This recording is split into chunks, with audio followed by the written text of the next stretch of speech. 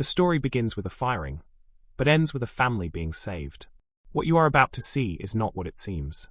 Eleanor Black lived in a world of polished surfaces and perfect silence. A self-made billionaire, she had built a fortress of wealth to protect her most precious possession, her son Leo.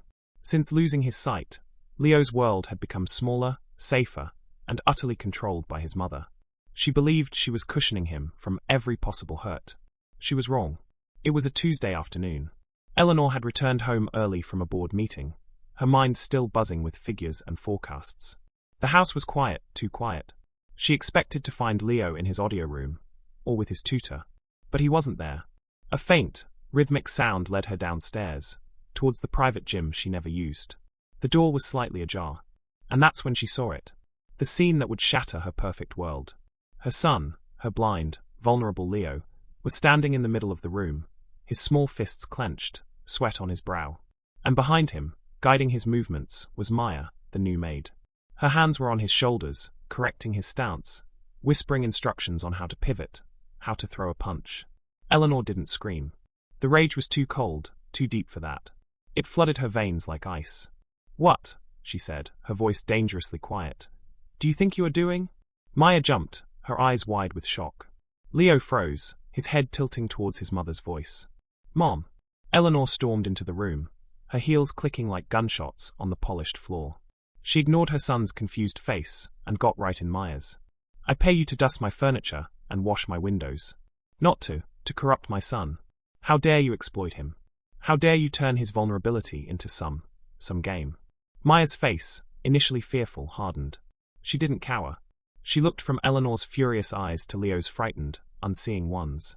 "I'm not exploiting him, Mrs. Black," she said, her voice low but firm. "I'm preparing him." "Preparing him for what?" Eleanor spat the words out. "For a world that will eat him alive the second I'm not there to protect him." She pointed a trembling finger towards the door. "Get out. You're fired. Clean out your locker and get off my property." Leo began to cry, soft, helpless sobs. "Mom, no. Please." But Eleanor was unmovable, a glacier of maternal fury. Maya nodded slowly, a look of profound sadness in her eyes. She walked towards the door, but stopped right next to Eleanor. And as she passed, she leaned in. Her voice was barely a whisper, but it cut through Eleanor's rage like a shard of glass. "He told me what the tutor does to him when you're not here." And in that silence, Eleanor Black's entire world stopped. For a moment, Eleanor couldn't breathe. The words didn't make sense. They were like a key turning in a lock she never knew existed. She stood frozen in the gym, the only sound her son's quiet sobs. "Leo," she finally managed, her voice a broken thing. "Sweetheart, what is she talking about?" Leo flinched, curling into himself. He didn't answer. He just shook his head, his small shoulders trembling. And in that silence, a cold, dreadful feeling began to uncoil in Eleanor's stomach. This wasn't defiance. This was fear. A pure, primal fear she had never seen in him before. She turned, her expensive heels silent now on the mat, and ran. She burst out of the gym, her eyes scanning the grand hallway. Maya was already at the far end, carrying a small bag. "Wait!" Eleanor's shout echoed, stripped of all its former authority, raw with panic. "Maya, wait!" Maya stopped. She didn't turn around, her shoulders tense. Eleanor caught up to her, her heart hammering against her ribs. "What did you mean?" she gasped, grabbing Maya's arm. "What about Mr. Adrian?" Maya finally turned. The anger was gone from her eyes, replaced by a deep, unsettling pity. "Ask him," she said softly, nodding back towards the gym. "Ask your son why he flinches every time Mr. Adrian accidentally bumps into him. Ask him why he has a bruise on his ribs he told you was from tripping into his desk." Each word was a punch. Eleanor's mind raced, flipping through memories like poisoned pages. The clumsy trips. The unexplained bruises Leo always dismissed. She had blamed his blindness. She had never, for 1 second, blamed the impeccably credentialed, highly recommended man she paid a fortune to educate her son. Her legs felt weak. The multi-million-dollar paintings on the walls, the crystal chandeliers, it all seemed like a grotesque joke. Her money, her power, her control. It had built the perfect cage for her son, with the wolf already inside. She looked at Maya, truly looked at her. This wasn't a vengeful employee. This was the only person who had actually been watching. The only one who had seen. And in that moment, the billionaire mother, the titan of industry, had nothing. No threats, no commands. Only a single, Desperate, whispered question. Show me. Without a word, Maya turned and walked back down the hall, not towards the front door, but towards the small, discreet monitor in Eleanor's private study. Eleanor followed, her heart a frantic drum in her chest. The air was thick, heavy with a truth she was terrified to see. Maya's hands, usually dusting priceless vases, now moved with a grim purpose over the keyboard. She pulled up the nanny cam footage, the silent, unblinking eye that watched over Leo's tutoring sessions. She clicked on a file from the previous Tuesday. The screen flickered to life. There was Leo, sitting at his desk, his braille book open. And there was Mr. Adrian, standing over him. To anyone else, it might have looked like focused instruction. But Maya pointed a steady finger at the screen. Watch, she whispered. Not Leo. Watch his hands. Eleanor leaned in, her eyes straining. And then she saw it. As Mr. Adrian reached to turn a page, his other hand, hidden from Leo's direct side, moved. It wasn't an accident. It was a sharp, deliberate pinch on Leo's upper arm. Leo flinched, a tiny, almost invisible recoil of pain, but he didn't make a sound. He just lowered his head further, his small body tensing. A fire ignited in Eleanor's gut. Again, she breathed. Maya fast-forwarded. Another session. This time, Mr. Adrian stumbled, his elbow driving hard into Leo's side. Leo let out a small, muffled gasp. The tutor smiled. A cold, cruel smirk that never reached his voice as he said, "So sorry, Leo. Clumsy me." Tears blurred Eleanor's vision. Each clip was a knife. A shove disguised as a pat on the back. A whispered threat when the audio was clear enough. Her son, her beautiful, brave boy, was enduring a silent hell in the one place he should have been safest. In his own home. She had failed him. All her money, all her power, and she had been blind to the monster she invited into their lives every single day. The rage that followed was different this time. It wasn't hot and impulsive. It was cold, calculated, and deadly. She stood up, her body trembling not with weakness, but with a terrifying resolve. She looked from the screen showing her son's suffering to the woman she had fired just minutes ago. "Stay with him," Eleanor commanded, her voice like steel. "Do not leave his side." And then, Eleanor Black, the billionaire, disappeared. In her place was something far more dangerous. A mother. And she walked out of that study not to make a phone call, but to go find Mr. Adrian. She knew exactly where he would be. His car was always in the guest spot until 5 p.m. And as she stepped out into the late afternoon sun, she saw him, leaning against his sedan, checking his phone, a smug smile on his face. He hadn't seen her yet. He was about to. Eleanor didn't run. She walked. Each step on the pristine driveway was measured, deliberate. The setting sun cast long shadows, and she moved through them like a phantom. Mr. Adrian, still smiling at his phone, didn't notice her until she was 10 feet away. The smile didn't just fade, it evaporated. He saw her face, a mask of frozen fury, and he knew.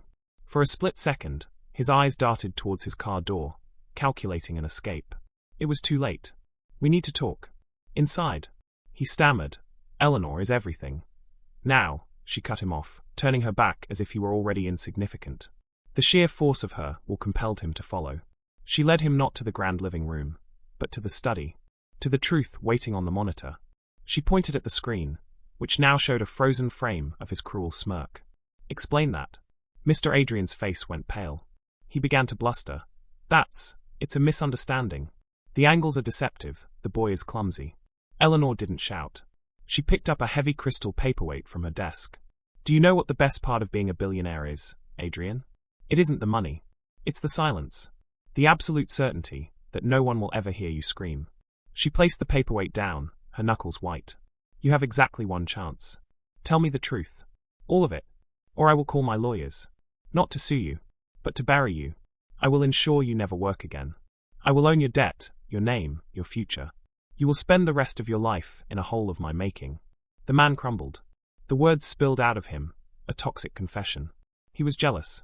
Jealous of a blind child's wealth, his life, his mother's attention. The pinches, the shoves, the whispers. It made him feel powerful. He was a small, pathetic man who fed on the fear of a child he was meant to protect. When he finished, he was crying. Eleanor felt nothing but a profound, hollow disgust. She picked up her phone, her movements precise. She didn't call the police. She called the head of her security team. Her instruction was simple.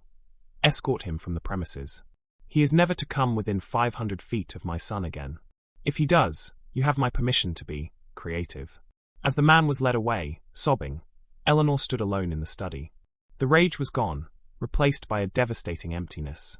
She had won. She had protected her son. But the victory felt like ash. She had to face Leo. She walked slowly to the gym. The door was still open. Inside, Maya sat on the floor, her back against the wall. And Leo was standing in the center of the room. His head was high. He wasn't crying anymore. Is he gone, Mom? The simple question shattered her. Eleanor fell to her knees, opening her arms. He's gone, baby. He's never coming back. Leo walked to her, his steps more sure than she had ever seen. He found her, and he let her hold him. And over his shoulder, Eleanor's tear-filled eyes met Maya's. No words were needed. The anger, the accusations, the class divide, it had all melted away in the face of a simple, terrible truth. The maid hadn't been trying to break the family. She had been the only one trying to save it. That night, for the first time, Eleanor didn't just read her son a story. She listened to his. And as he whispered his secret fears in the dark, she made him a promise. She would never be blind again. The morning sun fell across the breakfast table in a way it hadn't for years. It felt warm, not like the harsh light of interrogation. Leo sat, eating his toast, a quiet calm about him. Eleanor watched him, her coffee untouched. The fortress of her wealth felt like a hollow echo. Her phone buzzed. A text from her assistant. Per your request, ma'am, a full background check on Maya Johnson. Eleanor's finger hovered over the file. To look felt like a violation of the woman who had saved her son. But not to look felt irresponsible. She opened it. The story was not one of poverty or simple hardship. Maya's life was a map of loss. She had put herself through night school while working days.